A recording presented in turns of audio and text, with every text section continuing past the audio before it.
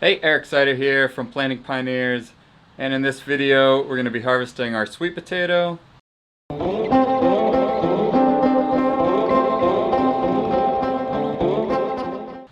We got the crazy weather continues here in Dallas. Today it's shorts and t-shirts, and the next 2 days we're going to be down to the teens, so we're going to get them out before it freezes.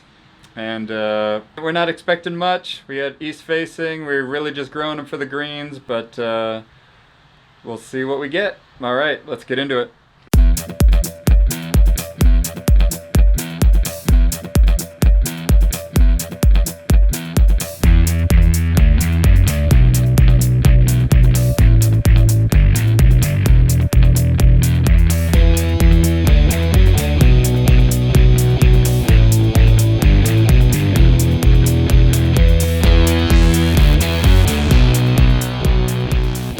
Alright, well, we can see not really much production, but that was kind of expected since we were east facing and we were really only growing the sweet potato for the greens. Alright, so we got 3 different growing methods, and only one really produced anything.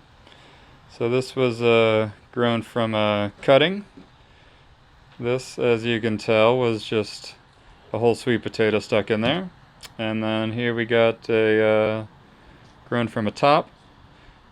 Now also these two were in less sun, and this one got the most sun, so that might have something to do with it, but I suspect the growing from a cutting is gonna necessarily produce more tuber than having a whole tuber in there. Anyway, this is basically all we got. Not much, enough for one meal, so we weren't expecting much, and there you go. Pretty much why you need to grow sweet potatoes in full sun. Alright guys, as you can see, not a lot of production, but we weren't really expecting much. Anyway, a little something every day for your health and nutrition is not too bad. Hope you enjoyed that. Hope you're enjoying the journey. Subscribe, share your friends if you like it. Blah. Blah, blah, blah, blah, blah.